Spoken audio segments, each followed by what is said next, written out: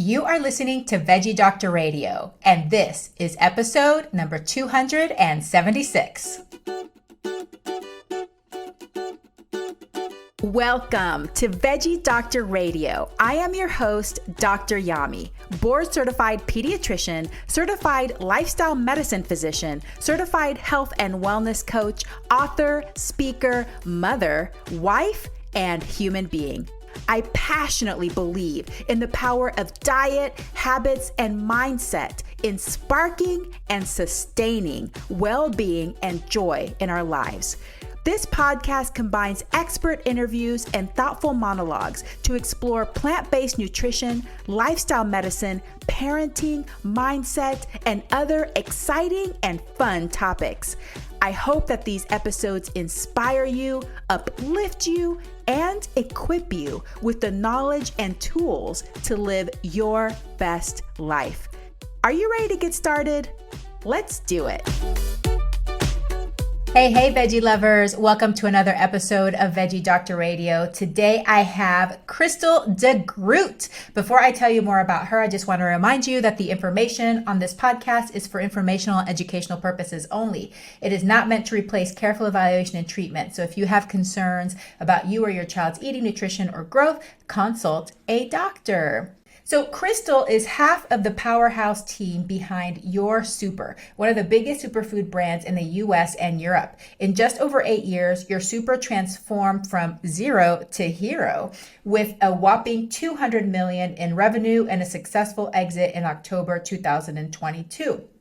So Kristel is also a former tennis pro, a yoga teacher, and she is a health coach with a certification in plant-based nutrition from Cornell University. Your Super was launched when Kristel's partner, Michael, was diagnosed with cancer at age 24. To support Michael in his recovery, she teamed up with her ortho-molecular nutritionist mom and aunt to develop organic superfood and plant protein mixes to help boost Michael's immunity and overall health. She has been named among the 30 under 30 by both Forbes and Inc. magazine and has been featured in a dazzling array of media from Forbes to Cheddar TV, InStyle, Well Plus Good, The Doctors, and Good Day LA.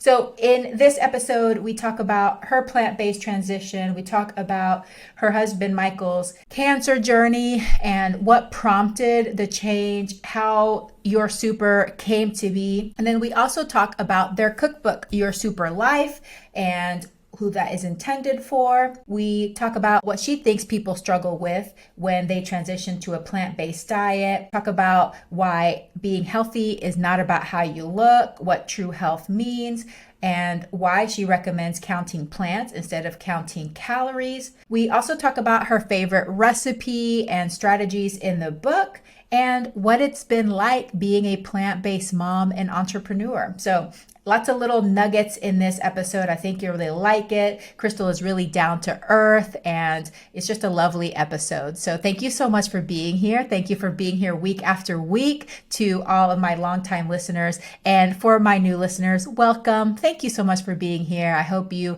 stick around, browse, also share some of the episodes that you think might be helpful to your friends and family. And now let's welcome Kristel de Groot. Kristel de Groot, welcome to Veggie Doctor Radio. Thank you for having me. I'm excited. Well, I am so excited to talk about all the things and also your cookbook and your company, but I want to start from the beginning. Tell us your story of how you transitioned to a plant-based diet, what prompted your change, and everything that happened that has led you to where you are now. Yeah, my favorite topic to talk about, by the way. Good. It's it has been quite a journey actually. So I turned vegetarian when I was really young. I was like 10, 11 years old, and there was the crazy mad cow disease in Holland. I'm Dutch, as you can hear from my crazy accent. And I think I made the connection at that age where I was like, okay, so you're basically telling me those are the cows that we're normally eating. I don't want to actually eat that. So I turned vegetarian. My mom was very supportive of that, which was great. And that is kind of where the journey began. And then as I turned older, like I had eczema. So I was very aware of what I ate, what I put into my body. I either would get a rash or I wouldn't get a rash. So the connection between what I ate and my health was so apparent. So I think that was a really significant point in my health journey where I was like, okay. And then my now husband, Michael, when I was 22, he was 24, he was diagnosed with cancer, testicular cancer. And during his chemo, I watched the movie Forks Over Knives. And in that movie, right, they talk about how you can reduce your risk of getting cancer when you actually eat a predominantly plant-based diet. And my mom had cancer when I was younger, then he had cancer. And I was just like, okay, so you're basically telling me, right? And 1 in 2 people get cancer nowadays too, right? Or you're basically telling me I can reduce my risk of getting cancer by just going plant-based. I was like, okay, great. This is great. So the next day I was plant-based. And that was quite black and white in that sense. I think I'm that type of person. I know for Michael, it was a little bit more of a journey of, afterwards, also especially, he went for chemo, and it's very interesting, right? Because then you're cancer free. But he was 24 and he had never been that unhealthy. He lost all his hair, his immunity was gone. He just felt like a shell of himself. And that's kind of where I came in as the crazy person. I was like, okay, we're going to, do all the superfoods and we're going to put you on a detox. So that's really where his journey started. And for me, right, I still was struggling always with eczema. And really adopting a whole food plant-based diet, right? Not just vegan, right? We're really, focusing so much in eating a lot of fresh fruit and vegetables. I was able to heal my eczema. It took 2 years, right? But if you think about it, I already had it for so many years. I had it since birth, and it still really healed my eczema. So that really has been, my plant-based journey. And it's something that I still feel I'm always learning and evolving and trying to figure out what works for my body. I think also as women, right, and as people, we go through different phases of life, and we need to keep listening to our bodies and keep evolving. During pregnancy, postpartum, you eat very different things again than when you're in your early 20s, right? So it has been a really beautiful journey. Yeah, that's amazing. Wow, what a story. Now, did you find it difficult once you made that decision, or did you struggle with the change? So when I remember the first month, I also told my family, I was like, okay, I'm plant-based. And I think we were even on a family holiday. And I ate so much hummus and zucchini and tomatoes. And it's kind of the same thing every single day, because I was limited in, even though I was vegetarian already, right? I was a little bit limited in the amount of vegetables I used to eat. So after about a month, I was like, okay, I think everything is kind of coming out of my nose. I need to explore different things. And what I really learned, and what I realized, is that we often have 5 to 10 recipes on repeat that we make every single week, kind of over and over. And if we do groceries, we keep buying the groceries for those. And I just needed to start replacing those, right? One by one, trying different, testing one new recipe and deciding, oh, I really like this one. And then, kind of adding it to my little, pocket book of 10 recipes. And that's something I kept making. And, it took a little bit of time, but I always really enjoyed cooking. So I actually really enjoyed learning how to, eat all the different vegetables, and also how to mimic some of the structures, right? Learning how to still add creaminess and sometimes crunchiness. And if you start to play with that and understand that, I think plant-based food can taste so delicious. Where I'm my food tastes now much better than it used to be, actually. I love it. Well, what was your diet like before you went plant-based? So, you're a vegetarian, but yeah. What kind of things were you eating then? It's so funny. I don't even know if I remember. But I still used to eat some yogurt, right? So I still had some dairy products, not crazy a lot, because I knew that was something I was always reacting and more sensitive to as well. But just before I was turning, I was already making smoothies. So that was something I was doing already. But I might make pancakes, right? Still with an egg in there. And I was like, oh, how do I make pancakes without an egg? How does this work? For lunch, I used to make salads, but then still might, sometimes I ate some fish, or those little things that I needed to learn to kind of swap out and I figure out, okay, what are the things that still make me feel very saturated? And because what I often hear from people, what I've heard also over the years, is that they feel hungry on a plant-based diet. And I think what you need to realize, right, if you eat a lot of fruit and vegetables, that you're eating a ton of fiber, right, that you need to eat more, actually. And I think it's so interesting because I grew up in the 90s, and I think there was a very heavy, weight loss culture, even in Holland, where I grew up. And I think it's very similar in the US.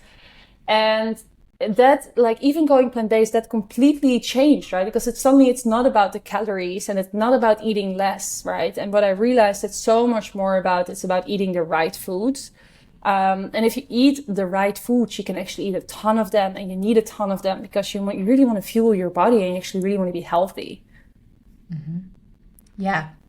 No, I can definitely relate to that as well, going through the same time period. Okay. Well, let's shift gears a little bit, because you had the experience of your husband, who was your boyfriend at the time, whenever you prompted this change and inspired him to change. First of all, what was his reaction? Was he on board? Was he skeptical? Was he like, oh my gosh, this is going to be super hard? How did he react whenever you started feeding him all of these plant-based foods and superfoods? Yeah, so he was a typical German guy eating a lot of meat. So, I mean, I was already a little bit at health nut, right? So he was used to, get some crazy stuff from me. So that was good. But I think it was, he was curious, and what he he just started to use it, right? So like I gave him, basically, I had this empty jar, and I had a cabinet full of different superfood powders, and I put in wheatgrass, chlorophyll, spirulina, all those different things. And I said, whatever you do, just take this every single day, right? And he just really wanted to feel better. And I think sometimes at those moments, right, unfortunately, right, but if you know those moments where you're sick, you are more willing to change, because you're like, okay, I don't want to feel like this anymore. So he was open, and he just started to feel so much better. Where he was like, okay, wait a second, like, what is it that I'm actually eating? And he started to research, and what he realized, right, is that superfoods are nothing new. If you look in Ayurveda, if you look in Eastern medicine, if you look at South America, a lot of these ingredients have been used for thousands of years already. And they're just really powerful, nutrient-dense foods that are, adding a punch to your daily diet in a very convenient way. We don't all have the time to eat, all the greens and all the salad that we know we actually need to eat for optimal health. 9 out of 10 people don't eat enough fruit and vegetables every single day. And we're just talking about the minimum required amount, right? So I think superfoods are, sometimes people say, oh, do I really need it? And I'm just like, well, if you just look at the stats, right? We live crazier lives. We're eating not enough of the right things. And it's just a very easy way of just adding a little bit more to support your body. And so what advice would you give to people that are in Michael's position? They're either facing cancer treatment or recovery, and they want to optimize their diet.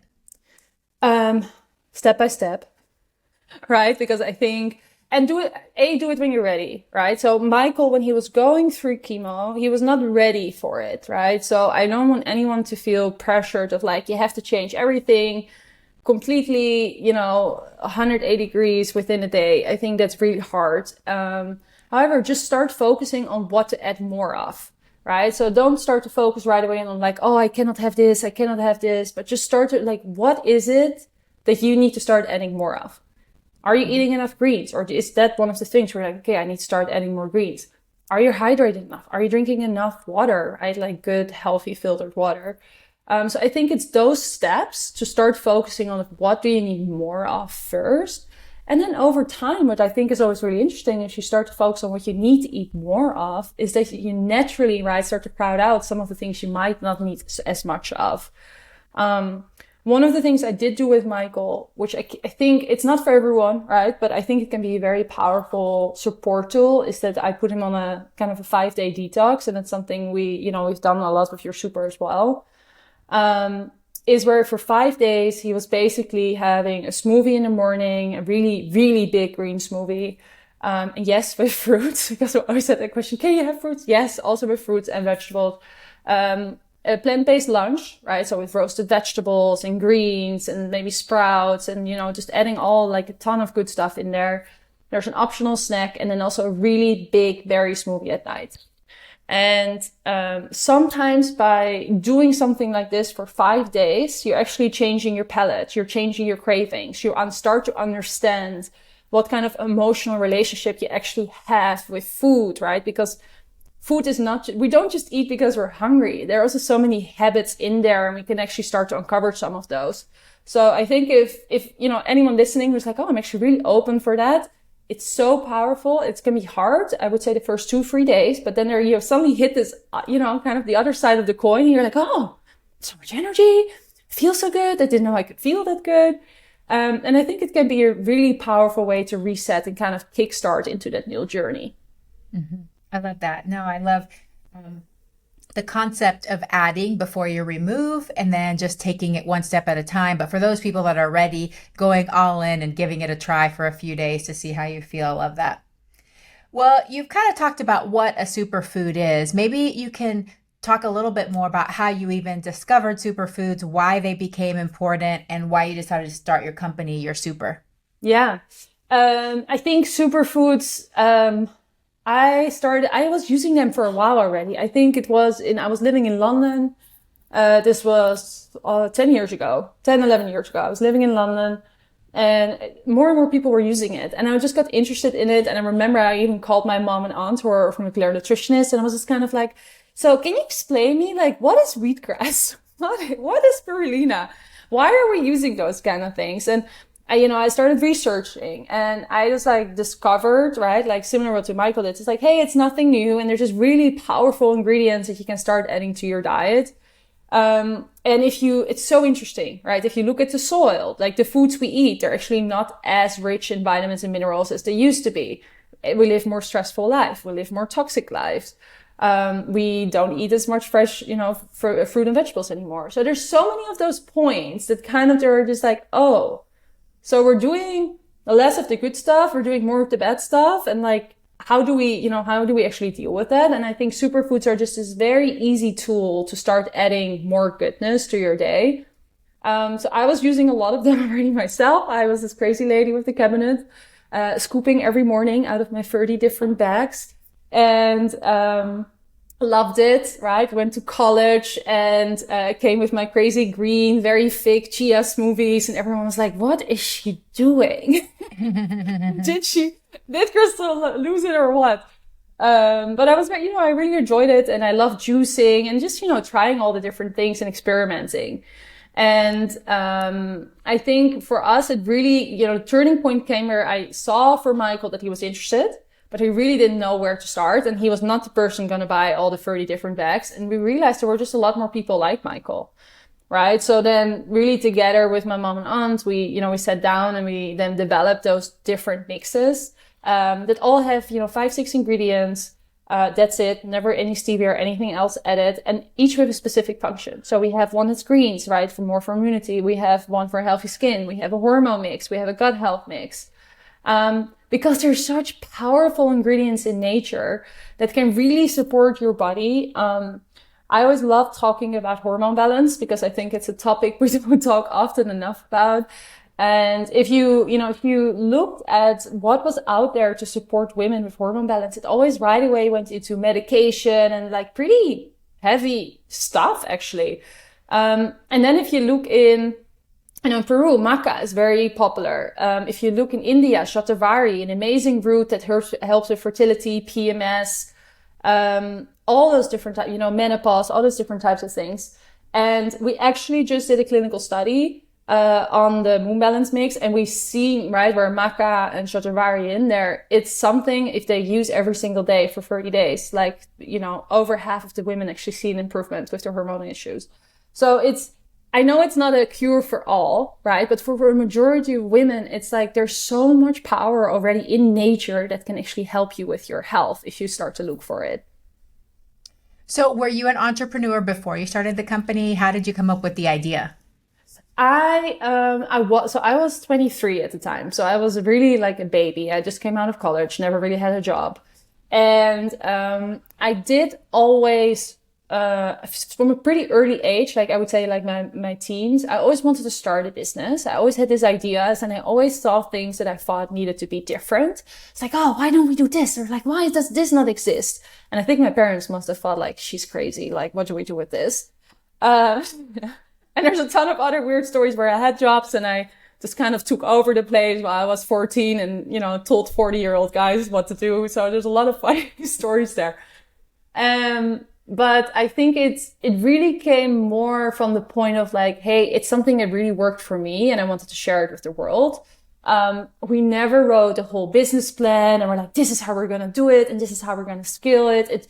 We started mixing things in our kitchen together. We had this actually in our little apartment in Amsterdam. We had this little certified organic room at some point, mixing things together, went to different markets, right? And it was really like a step-by-step process. We sent out the packages ourselves and, I did the CX myself. And in the end of the day, like I did every single thing by myself at some point. And, it just slowly, started to grow. Nice. Well, tell me about your cookbook. I have it here. Yeah. Your Super Life. It's really just beautiful. I was just smiling so much at the pictures of y'all together because you look like you're having fun. So much fun. All of the pictures. So tell me, why did you write this cookbook and who is it intended for? Yeah.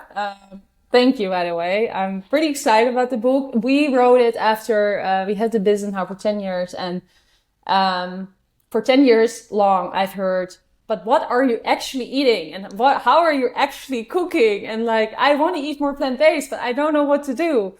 And that's really where this book came from. I'm not a chef by any means, so the recipes are very simple, but I really think the book is for anyone who wants to just eat more plant-based meals. We give superfoods as optional in there, also just single superfoods. There is a page if you want to use your super mixes. And it's really just to show you, right, how easy plant-based eating can be. You don't have to spend hours in the kitchen. A lot of the recipes are 15, 20 minutes max. But they're all healthy and they're all delicious and they're easy to make.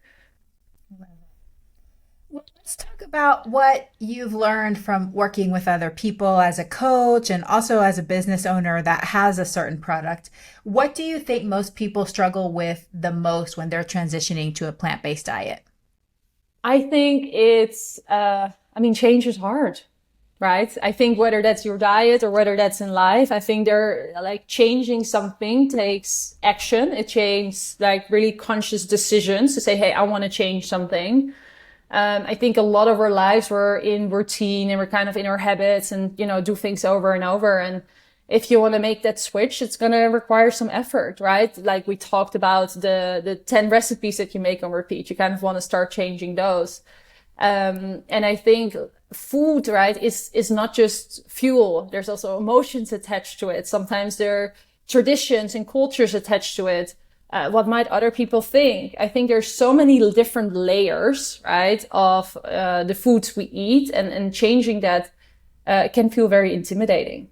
So I think it's really that piece of doing it step by step. Even though I know I was cold turkey. If you're the cold turkey person, go for it. Do it, overnight and go for it. But the thing is, I think we so often live in this black and white culture. And then it's like, oh yeah, I'll just go plant-based. And then you maybe eat one wrong thing. It's like, oh, now it all doesn't matter anymore. I think it also very often happens in diet culture.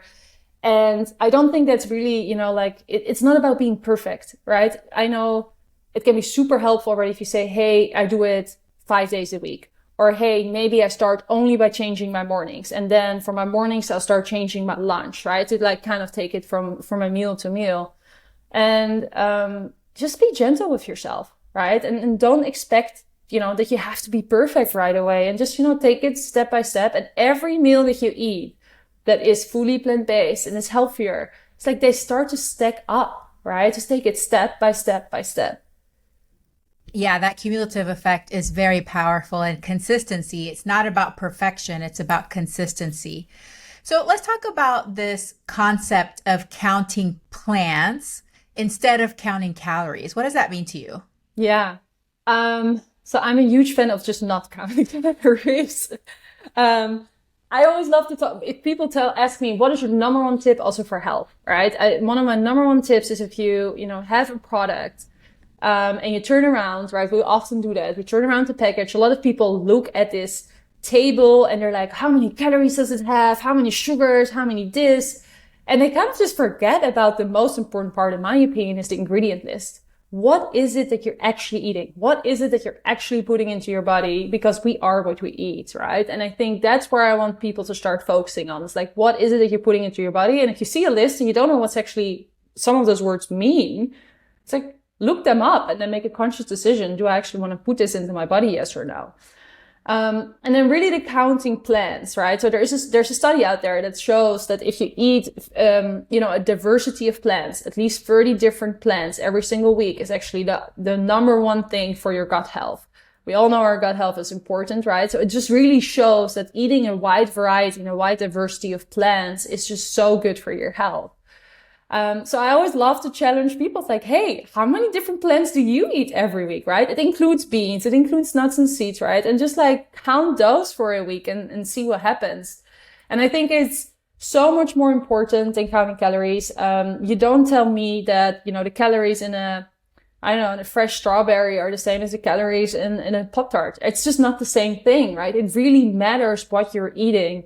And if you're eating a lot of the right things, you don't have to worry about all the calories. You're going to be full. I think it's really important to start learn to listen again to your body. There are going to be days where you're going to be eating more. There are going to be days where you're going to be eating less, and you're going to, learn to listen to those cues of your own body again. Mm-hmm. And why is health not just about how you look, or what does your appearance have to do with health? Let's talk about that. That's one of my favorite topics. I love this stuff. So we talk about it in the book as well, actually, because there's 80 pages of just educational content. And it's so interesting because actually just today was in our Facebook group and someone said, I ate now for 1 or 2 weeks. I ate plant-based and I only lost this much weight. And I was just like, but how do you feel? It's like, just skip the weight for a second, right? But how are you actually feeling?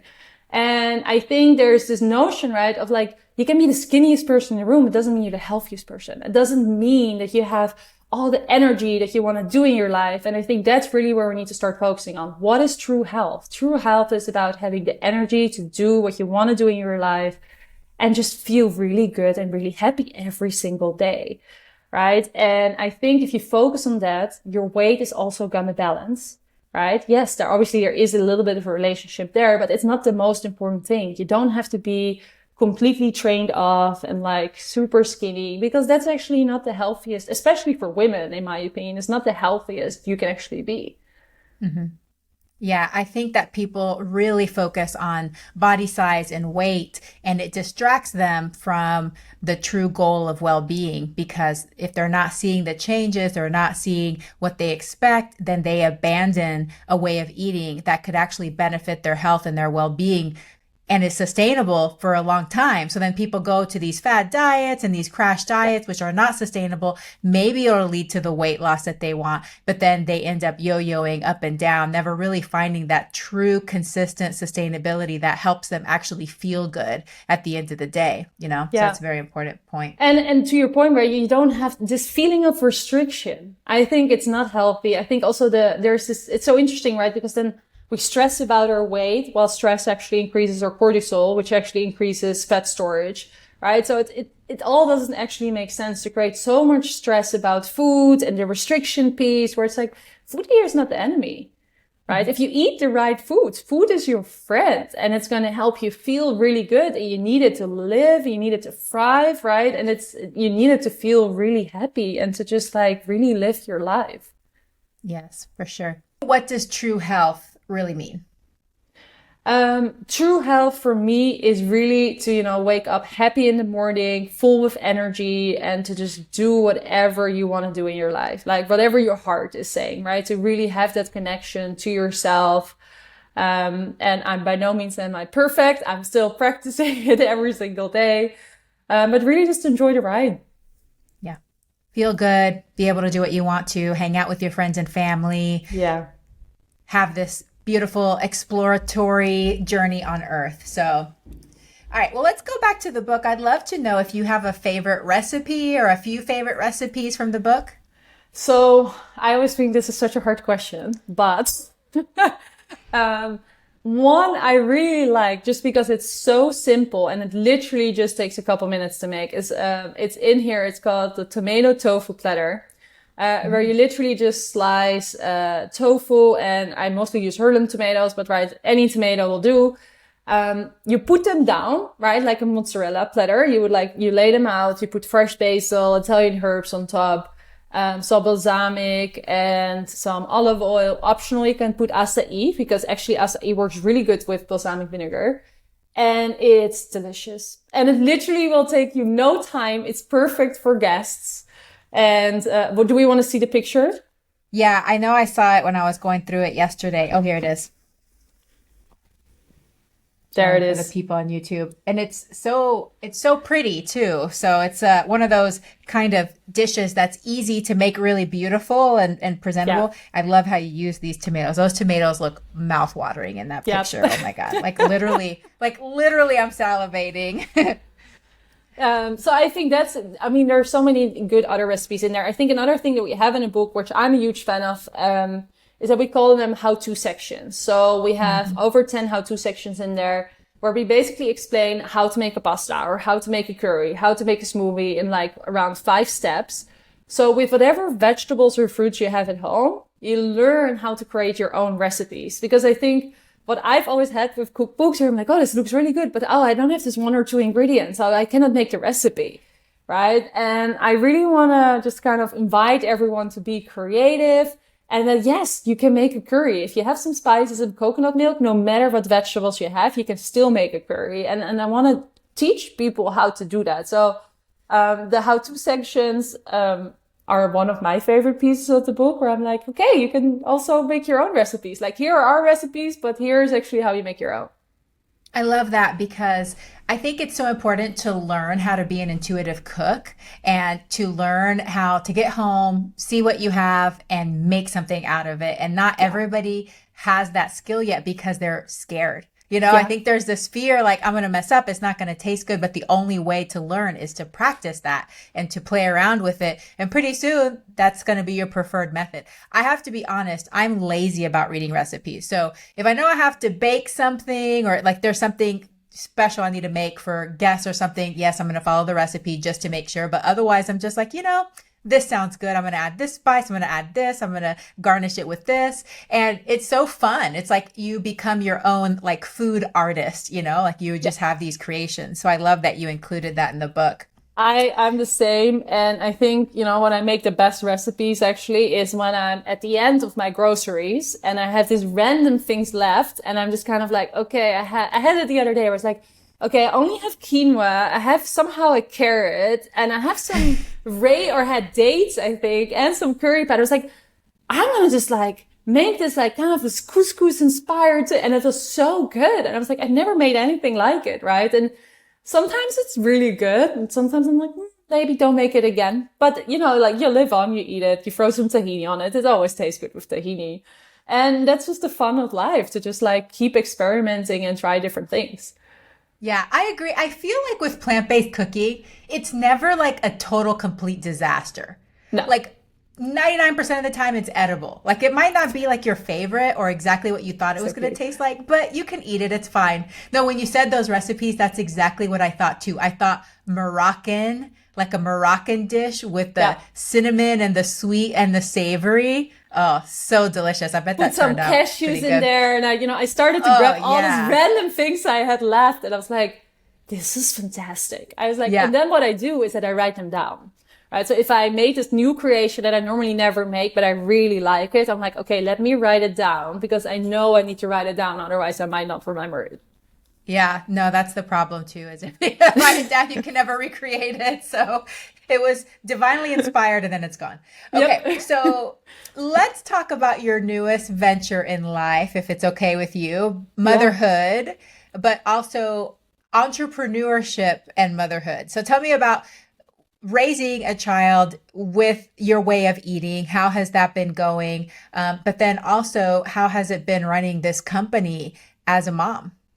Yeah.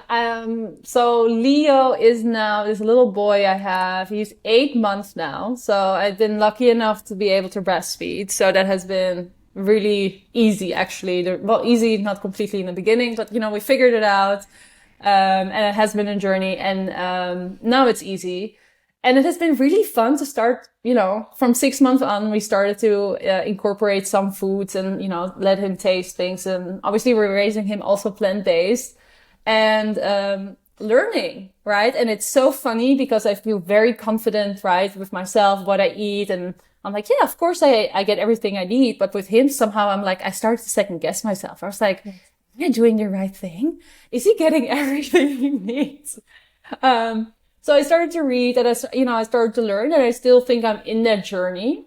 But at the same time, right, I had to remind myself that a lot of moms, right, that just give a more standard diet are never second guessing, or being second guessed necessarily by other people. And I think that's the thing, right? When you do something different than the norm, is that other people also start to second guess you. It's like, how dare you as an experiment use your kid to be plant-based? I haven't heard it to my face yet, but I'm sure that's what people sometimes think.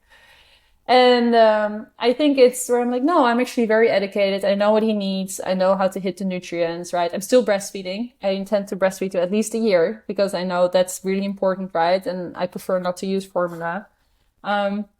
So I love learning new things. So I think that has been a huge joy. I obviously love spending time with him. And for me with the entrepreneurship, I've been actually taking a little bit more of a step back. To really have the time to also just be a mom and enjoy being a mom. I've not been the crazy person. Sometimes you hear the stories from entrepreneurs where, from female founders, like, yeah, I was still, I was in labor, but still in the meeting. And I'm not that person. I'm like, if I do something, I really want to just be there. And that has been now very similar. So yes, I'm working, but it's, it's less intense. And I focus more on the things I enjoy. And what I've also noticed that if I work, I'm so efficient where I'm like, okay, I have 2 hours, let's go. And the amount of work I get done sometimes in 2 hours, I'm like, oh, this is pretty, pretty remarkable. So it's an interesting journey to learn, right? To balance. I don't think I figured it out or the magic formula. I'm just like, I think I'm going with the flow. I feel like I'm more in my feminine than I used to be, right? Where I think entrepreneurship can be so much more in your masculine and go, go, go, go. Where I now tend to be a little bit more, I'm like, okay, I'm going with the flow. And, obviously have the support system also to do that, which I'm very lucky about. Yes. No, I agree that when you become a mom, you probably overthink everything. And I think that's normal because I'm a pediatrician. So I deal with a lot of moms. I work with a lot of moms. And there's a lot of doubt, a lot of uncertainty, a lot of guilt. But I love how you're taking the deliberate action to be present in the moment. So if you're working, you're present. If you're with your son, you're present, and I think that's something that can be very difficult to do. So kudos to you for being deliberate about that. I love that. Thank you. Thank you. What do you wish more people knew? How good they could feel. I know it sounds funny, but I think sometimes people just kind of accept the norm and how they feel. And I think there's so many people in the world who could feel like, instead of their normal could be like that many levels higher and could just feel so much more energetic and happy and all those things. And I wish they would give it a try before it's really necessary, right? I so often see it that people change when they get sick.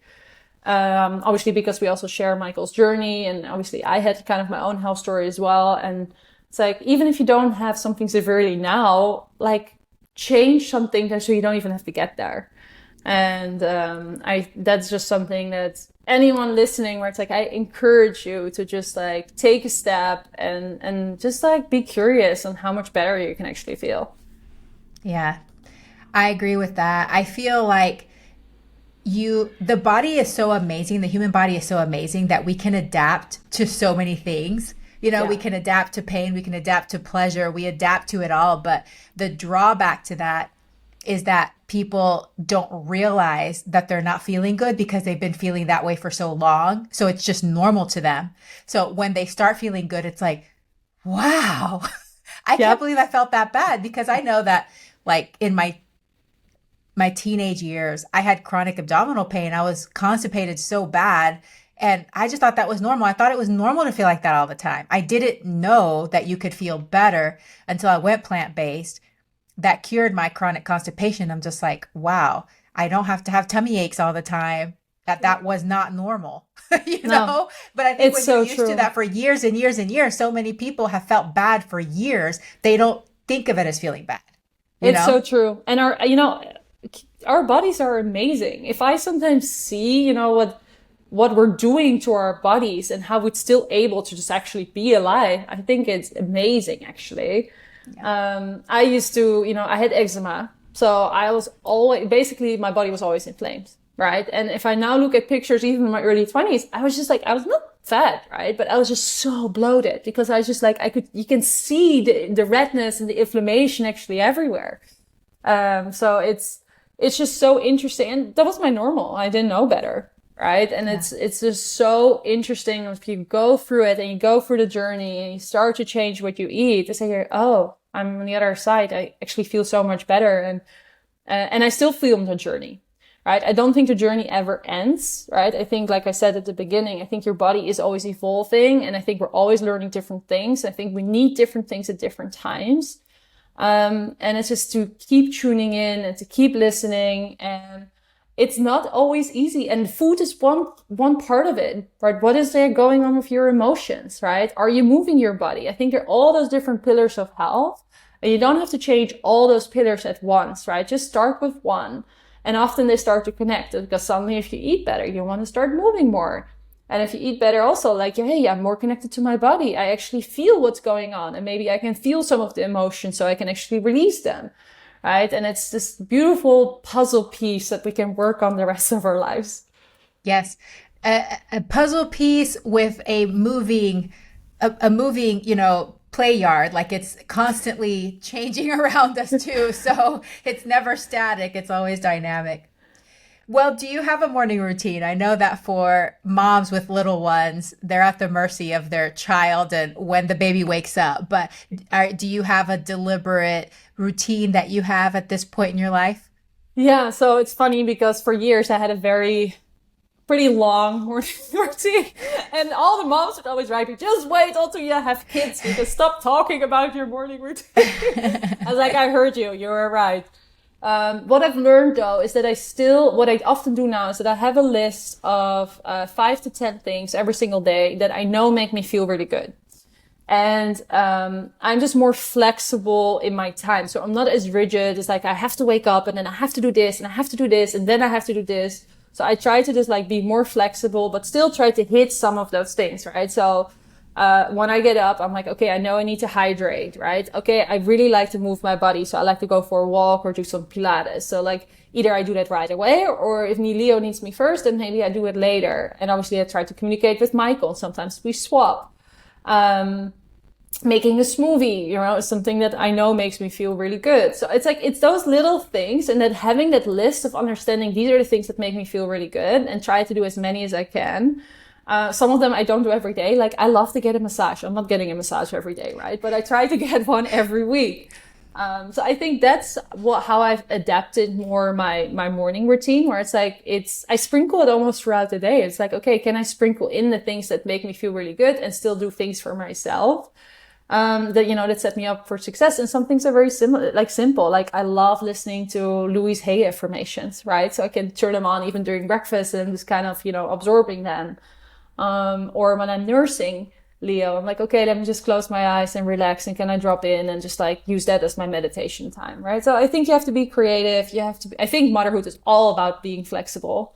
I think the more flexible you are, the nicer the whole experience is. And I think I picked that up pretty quickly. And I used to be very different. I used to be way more type A and very rigid. So I've learned to adjust. Yeah. That's one thing I actually love about having small children is that it forces you to slow down.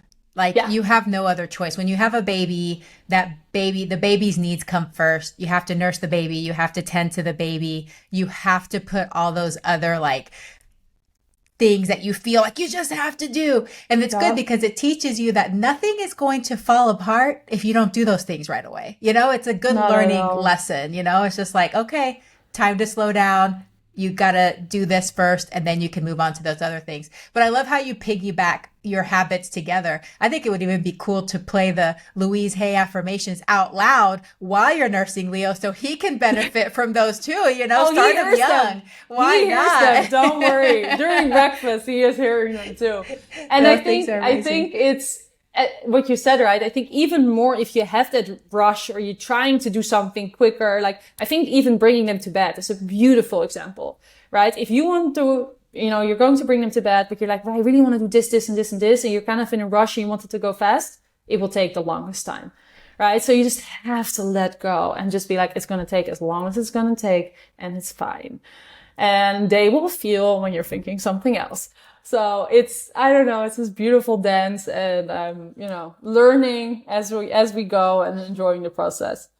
Yeah. The lovely thing about parenthood is that it goes through phases as well. So you're going to go through all the phases. When they're older and they're in school, you go through the mornings that are chaotic and everybody wants to scream and cry. And it's just like, feels like insanity. You have to learn how to slow down through that too. And then you get to where I am, where both of my kids are teens. One's graduated from high school. You get your morning routine back, and it gets too quiet in the house. And you're just like, why is it so quiet here? You know, so you go through all of those ups and downs. And then eventually I'll get to be a grandma someday. Get to start all over, but in a way more fun way. So I'm excited about that. I feel grandmas have all the fun, right? Yes. So, because I come from a family of 5, and I'm the first one on my side to have kids. So, and I feel like even just observing my mom, it's like, as grandmas, you don't need to have rules. It's all about spoiling the baby and only focusing on the fun stuff. And it's just like, yeah, you're not the parent, right? You're the grandparent. Very different. Yeah.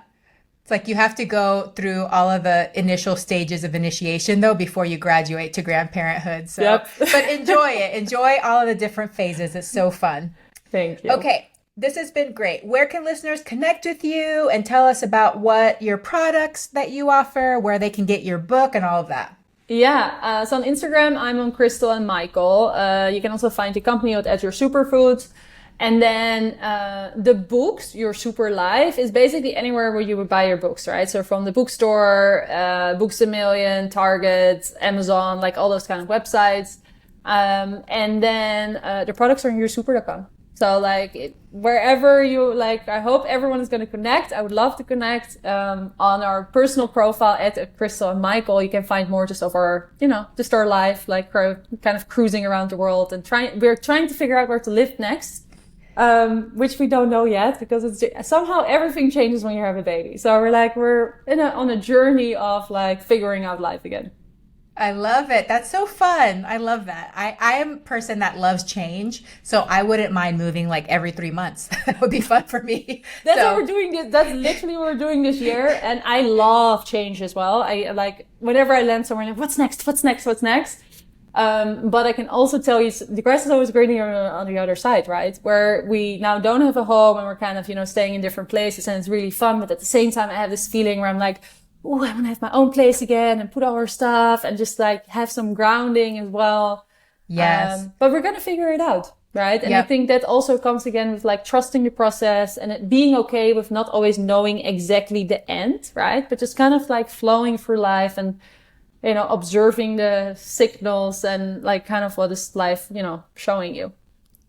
And leaning into your desires too, and not being ashamed of or judging your desires. So whenever you're feeling like, you know what, I think I'm ready to set down some roots for a while and have a backyard and, you know, have some friends. That's the hard thing about moving a lot, is it takes a good 3 years before you make good friends somewhere. So I think that can be sometimes a little isolating when you're moving around so much that right when you start like you're making friends, you're moving again, you know? So yeah, lean into those desires and then you'll be able to attract it. All right, Kristel, last question. Leave us with your top 3 tips for people that want to transition to a plant-based diet. I feel we mentioned a lot of them. I think number 1, take it one step at a time and, you know, figure out what that first step for you is and just take it slow, step by step. My second tip would be is to try a new vegetable every single week. Because I think we're often kind of fall back on the same fruit and vegetables every single time. And there's so much out there. So I really want you to make this very like a fun exploring journey and to, really start incorporating new foods. And then the third one is, where shall I go? I have so many. Just trust the process. Right? Know you're doing the right thing. I think eating plant-based is, yes, it's for your health. It's for the animals. It's for the environment. And I think it's something, like be patient, trust the process and know you're going to get there and know that you're going to feel better and that the weight is going to drop over time. But just be patient.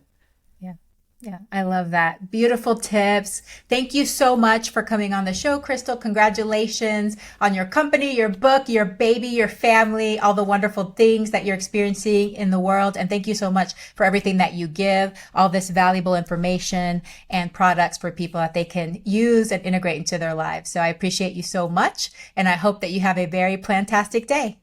Thank you. Thank you for having me. And I love this conversation. Hey, veggie lover, I hope that you loved today's episode. Will you take a second and do me a huge favor? Please subscribe to my podcast so that you never miss an episode. You're the reason I'm here, and I want to share it all with you. Thank you for listening and have a plantastic day.